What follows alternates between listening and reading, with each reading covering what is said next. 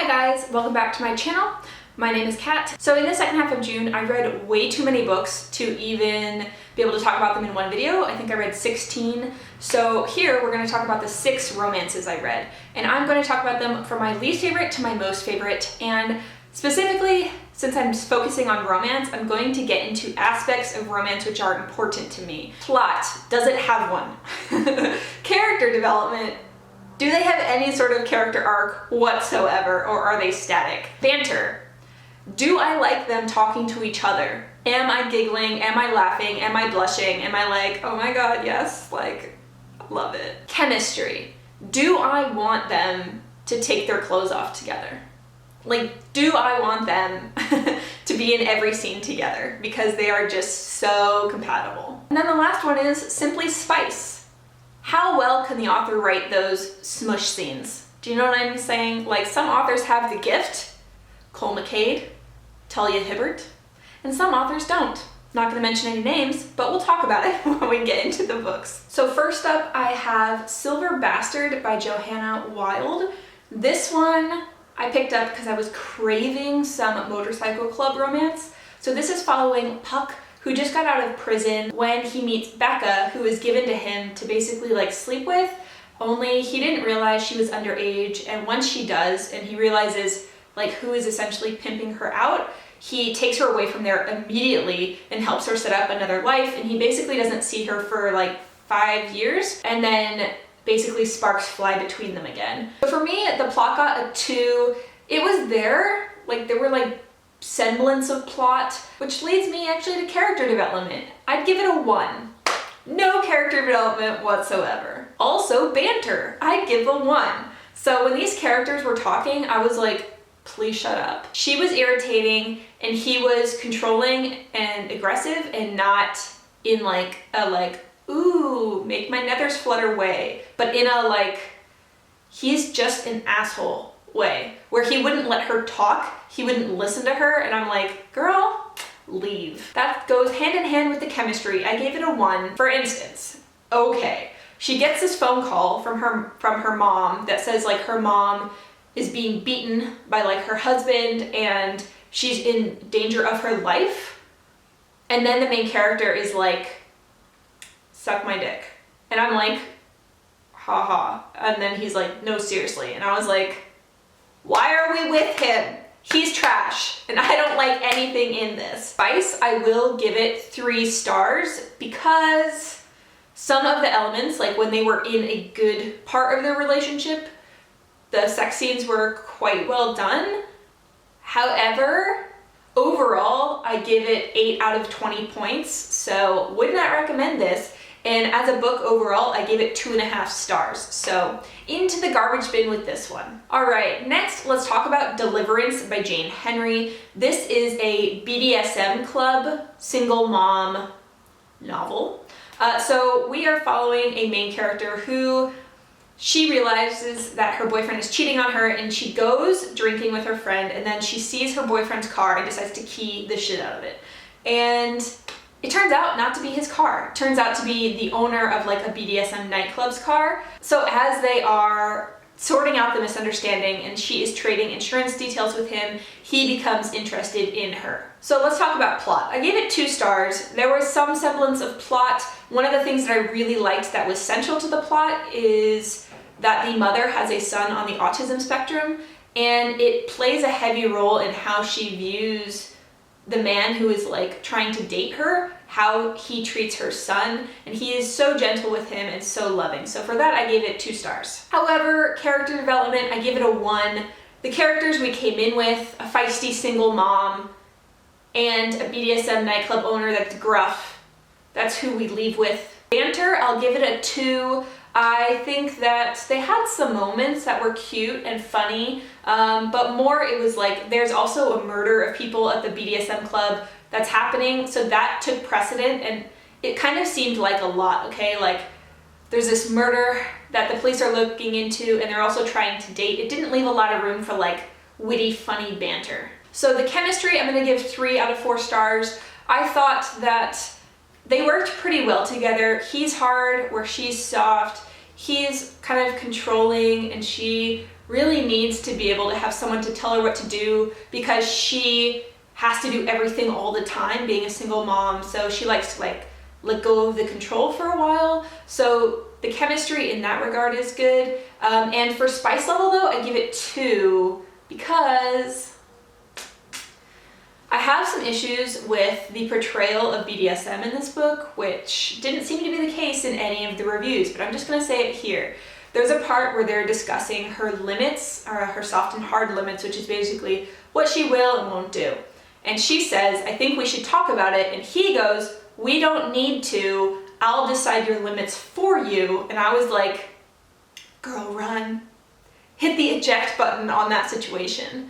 Like, consent is such a huge part of the BDSM community that I don't know why that was written in there. It seemed honestly like the author did research BDSM, but then she maybe doesn't know what she's exactly talking about, so some instances rang a little false. Also, there's a lot of alcohol consumption in the club, and just in general, I know that most clubs, while they do serve alcohol, it's a no drink, no kink situation.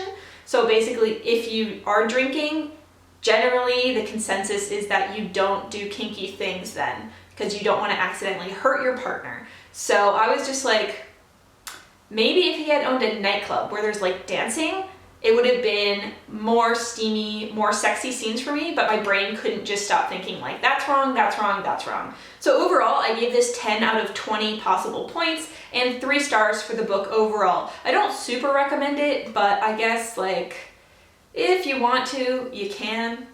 Okay, and next up, I want to talk about Where Good Girls Go to Die by Renee. This one is a tattoo shop second chance romance. So essentially, our main character is a stripper, and then she's sent to do this like bachelor's night group. And one of the people in the group is her brother, and the other person is like her childhood sweetheart, who she was in love with, but who didn't like reciprocate. And obviously she's super embarrassed. Her brother drags her home. She gets work at the tattoo shop that her childhood lover like owns. And it's kind of forced proximity, and I love a good tattoo shop. I have a thing with tattoos, love them. I think they're super hot. And I was ready. The problem here, okay, let's get into the plot and why I gave it 2 stars. Our main lead is already engaged, and it's his bachelor party, so he's about to get married. So this definitely has emotional and physical cheating, which is like, for me, I hate cheating. Character development, I also gave a 2 because the characters like did learn some things, but at the expense of other people, which is no bueno. Banter, I gave a 3 because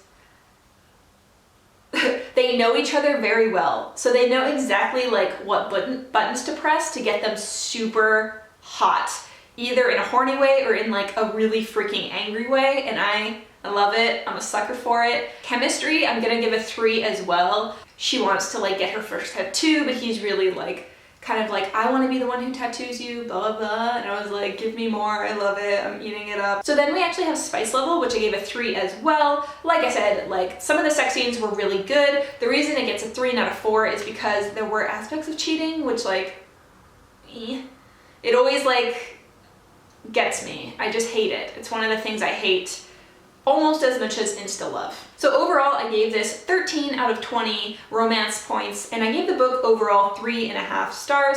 I would recommend it if you like tattoo shop stuff and if you don't mind cheating. So next up is The Marriage Game by Sara Desai, who is Indian American, and her main characters are also Indian American, so its own voices. And this was super interesting because we're following a main character who has had like the shittiest time recently, where her boyfriend was cheating on her, so she went into kind of this furious rage and threw all of his shit off her balcony. That video went viral, and then her job fired her for it, so she has to move back in with her family.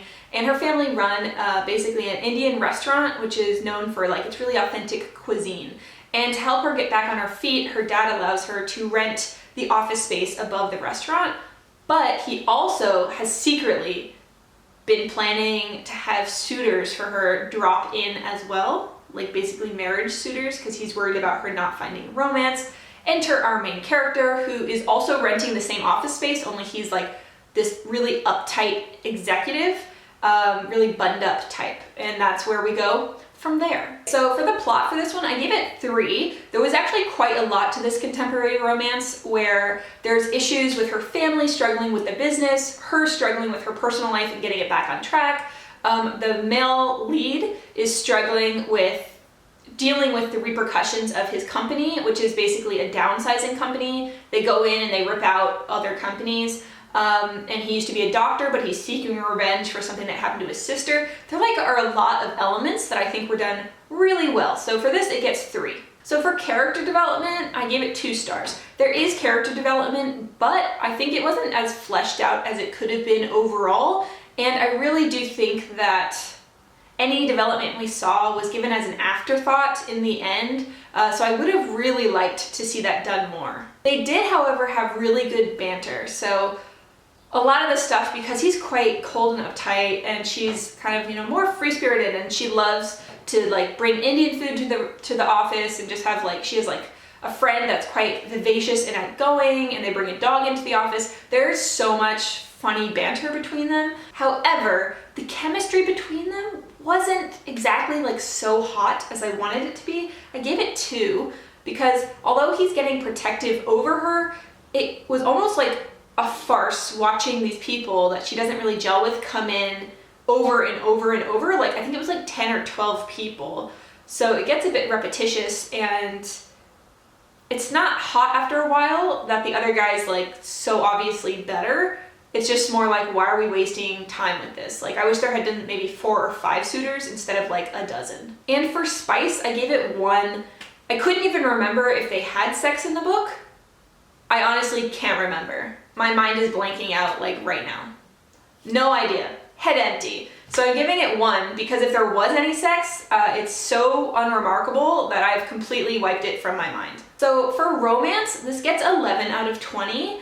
However, for a book, a solid book with plot, it gets 4 stars. So if you really like contemporary romance and you're looking for one that has a POC main character and a really lot of good Indian rep, then this would be one for you to check out. So we are down to the final 2, and they're both very steamy, very delicious, and I highly, highly recommend them.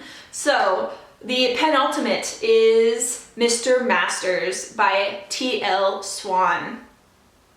Oh my god, Mr. Masters. This is a nanny judge situation, okay? So our main character basically is looking for a change in life. She decides to go abroad to the UK and become a nanny for this lovely family with a widow. So when she arrives, she realizes that the widow is not a widow, it's a widower. And he happens to be an extremely hot, well-built judge who makes a shit ton of money, is a billionaire, but he's completely emotionally unavailable. So he has essentially put up all the walls possible to prevent any emotion whatsoever from reaching him. So that is where we start. So for plot, I'm gonna go ahead and give it a 3. The male lead has a situation in his past which has basically emotionally scarred him. The oldest child, who is a young teenage daughter, is struggling with her sexuality and fitting into school, and has bullying accounts and maybe also depression rep. And then the younger child, the boy, is really worried about holding the family together. And the nanny isn't the typical dumb ditzy nanny. She's a badass engineer. So she knows how to handle herself. So the character development was also really good. I gave it 3 stars. Both characters go through significant arcs. In fact, so does the teenage daughter as well. So the only one who does it is the youngest son, just because he's sweet from the beginning to the end. But there was some really great character development. I'm not gonna say exactly what it was because that would ruin some of the plot, but it was there and it was beautiful. Okay, the banter. Fucking loved it. Okay, 3 stars. When they are talking to each other as boss and nanny, they use Mr. and Miss. And then when they're talking to each other person to person as the individual, they use their first names. So when they send text to each other or they call each other, they know if they're talking in a professional way or like in a personal way. And some of those texts, I was like, oh my God, oh my God, I'm dying. I love it. It's so good. So there were a lot of really great banter moments, especially also since they're saying things in front of the children, which the children can't pick up on, but because you know what they're referencing, it's like, oh my God, am I blushing? Oh my God. For chemistry, I'm also gonna give it a 3 because there are certain scenes where like there is a lot of like just built up of tension and like they can't be together because they have to work or they're in front of the kids or like they're at home so they have to be professional. There's also a mad text game going on where he basically puts in a request to reserve an appointment with her, and there's like a dress code which is like formal or bondage. Loved it. Like my little heart was like, yes, thank you for blessing me.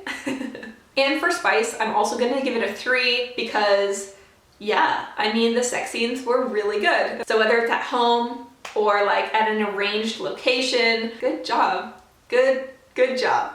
So I really liked this book. It had a lot of really great elements and I really do recommend it. So I gave it 15 out of 20 stars. It was really hot. And as a book overall, I gave it 4 stars. Like the plot was tight, the sex scenes were amazing, and I just had a really good time. Like the dynamics between them were like beautiful. Okay, and now we are to my absolute favorite romance, which I read in the second half of June, and this is Two Rogues Make a Right by Sebastian. Okay, I just don't even know where to begin with this one. It was just so fucking amazing. So this is a third in a trilogy, and I am a dumbass, and I decided to read it just because I liked the title. Am I dumb? I should have read them in order. I know. This features an MM romance. One of the main characters is on the ace spectrum, probably demisexual, and the other main character is bisexual or pansexual, and one of them is also chronically ill while the other one is a recovered drug addict. So there's like a lot of rep going on, and this book, despite all the other books on this list being like sex, orgasms, this book is more an exploration of like how to take care of someone you love so deeply in all aspects of their life. So we're following a main character who has rescued his best friend. So he has long had a chronic illness where his lungs don't work correctly, and he also is in like this depressive state, and he just really doesn't want to drag other people down with him. But when his best friend realizes what he's doing, he basically kidnaps him and takes him away to the countryside, to the like this little shepherd's cottage. This is a super slow burn, quiet countryside set story about the one character nursing the other character back to health, them super slowly realizing their feelings for each other, and like, oh my God, every single scene was so beautiful. So let's talk about this. So the plot I gave 3. Not a lot was happening, but it was enough for me, and it was done beautifully. The person who's really rich learns some skills in the countryside that he didn't otherwise have. The person who is poorer ends up selling his play to London, and he gets a lot of opportunity there and has to decide between making his mark and making money, or choosing like the love of his life and living in the countryside where he can breathe like cleaner air. Character development, 3. I thought they did quite well. Both characters went from a very obvious point to another different point by the end, and I just loved it. It's so tender. I'm such a huge fan. I feel like I'm just fangirling at you. So the banter, I give 3 stars. There is so much good banter. Like one is super curmudgeonly and the other one is super soft and squishy. And the super soft and squishy one loves to call the curmudgeon like love, sweetheart, darling. And I'm just like crying happy tears because my husband also calls me that. Like it's actually weird. He never calls me by my actual name. He always says like darling or sweetheart or love. So every time the character said that, I was just like, oh my God, I'm loving it so much. And I'm basically trash for this whole book. Chemistry, I gave 4 out of 4 stars. This is the only 4 that I gave for any category out of all of the books for the second half. Their chemistry was amazeballs. I think it has to do with the fact that they're long-term friends, so there's so much built up there. They have a history together. Also, they treat each other with such tenderness, and all the actions they take are trying to be selfless so that the other person can live their best life. So when they finally come to like the end point, both characters have in some way sacrificed for the other, and it's just like so beautiful. I die. So the last one is spice level, and actually for this I give it 2. There are some sex scenes, but they're kind of fade to black, where it's done in a very classy way, but usually they'll be like doing a lot of touching, heavy petting, making out, and then it kind of like says 1 or 2 lines and fades like to the next day, which I'm not really bothered by because a lot of it is more them discovering that they like each other, and also one of the main characters, the Ace Spectrum character, has never been with other people and also doesn't do anything with himself. So also everything is new for him. So I thought it was really gentle that the author kind of let him have his space, if you will. I actually liked that element of this book a lot. So overall, I gave this one 15 out of 20 romance stars and 4 stars in terms of the overall book. Solid plot, love the characters, love the slow burn romance, absolutely here for it, highly recommend it. So if you guys like any of these, let me know your thoughts, or if you have one similar to recommend, let me know down below. I think going forward, I'm gonna split every single time I do my wrap up, romance, and then everything else, just because I know there are some people who don't like romance and hearing about like sexy things. So I'm gonna split it from now on because I really love reading romance. It helps me keep my reading up, and it also just makes me so happy. And yeah, I hope you guys are having an absolutely fabulous day, and I will chat to you guys in another video soon. Bye!